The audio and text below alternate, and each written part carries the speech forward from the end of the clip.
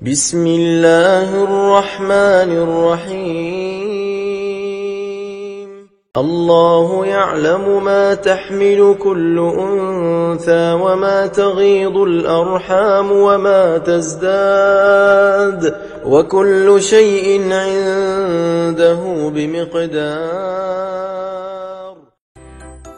Assalamualaikum warahmatullahi wabarakatuh. Baik, kali ini kita akan mempelajari tentang pengukuran.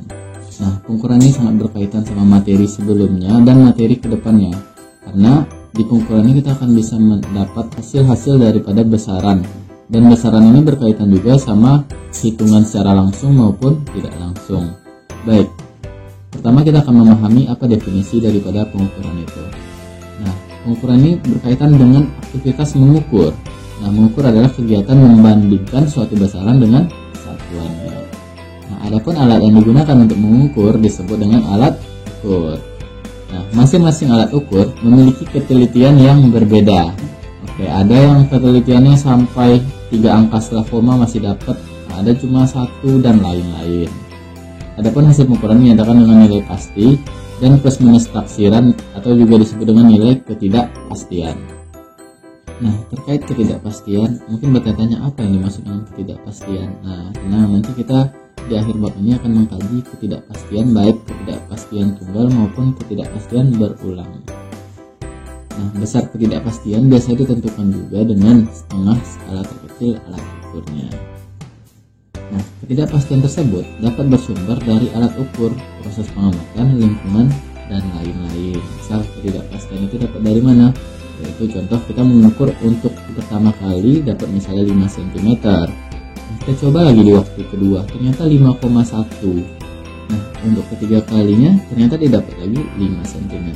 Nah, itu adalah salah satu bukti bahwasanya ketidakpastian itu ada dalam pengukuran. Baik, adapun jenis-jenis alat pengukuran yaitu ada alat ukur panjang, massa, waktu, dan listrik. Sebenarnya ada yang lain, misalnya alat ukur suhu dan lain-lain. Oke, nah kita bahas alat ukur panjang. Sebenarnya apa saja alat ukur panjang ini? Nah, bisa kita lihat sebagai contoh. Nah, ini gambar apa? Ini adalah gambar jangka sorong. Nah, atau ini yang sangat familiar, yaitu adalah penggaris atau roll atau mistar ya. Nah, dan yang ketiga adalah mikrometer sekrup. Nah, ketiga alat ini memiliki tingkat ketelitian yang sangat berbeda. Contoh, bisakah kita mengukur tebal kertas dengan penggaris atau tebal koin dengan penggaris? Apakah akurat kira-kira kalau memakai penggaris? Tentunya tidak. Yaitu ada alat-alat yang disarankan digunakan untuk mengukur hal-hal tersebut.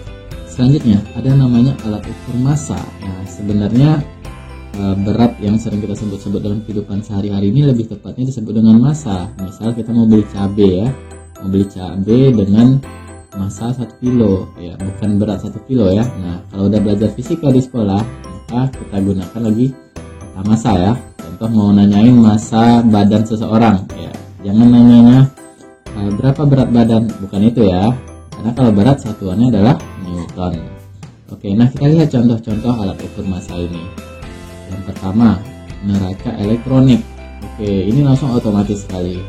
Nah, dan selanjutnya apa? Neraca dua lengan. Ini mungkin masih kita temukan di beberapa pasar ya, namun alat ini sudah cukup langka kita lihat.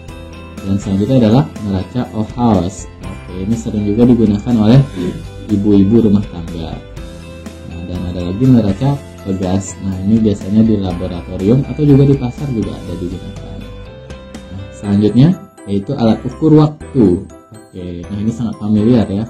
Oke, yang pertama ini jam apa ya? Nah, ini disebut dengan jam matahari. Nah, jam matahari ini adalah salah satu penemuan di fase-fase pertama manusia mengenal ilmu pengetahuan.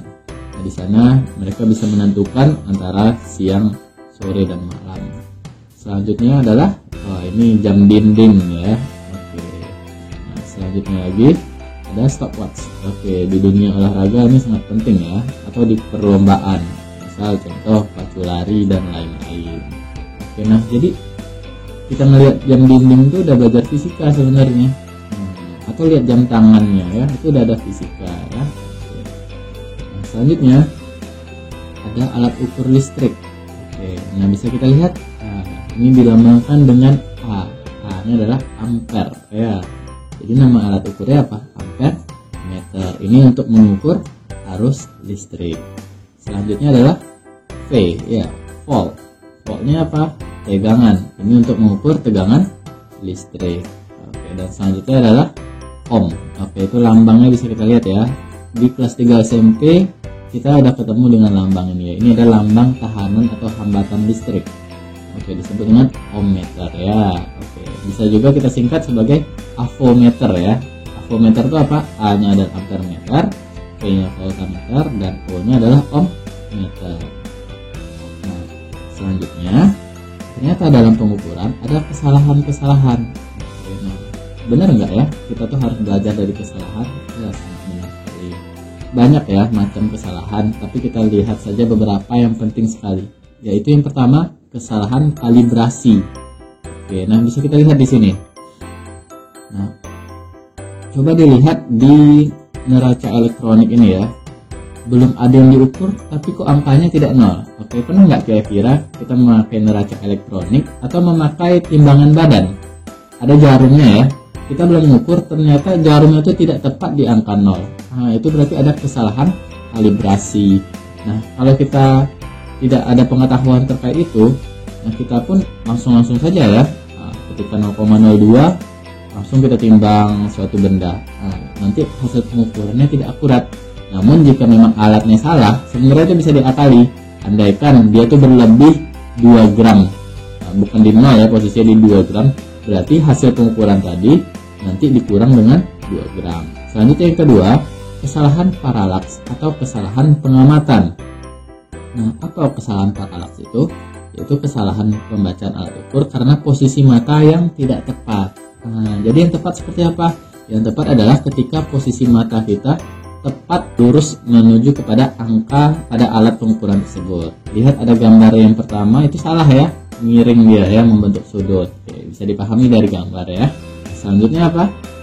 Ada kesalahan pengguna atau human error. Oke, nah kesalahan pengguna ini bisa juga dari cara penggunanya memegang alat dan lain-lain ya. Intinya adalah dari manusianya itu sendiri. Nah, sampai sini kira-kira paham apa itu pengukuran, jenis-jenis alat ukur, dan juga kesalahan-kesalahan yang sering terjadi dalam pengukuran fisika.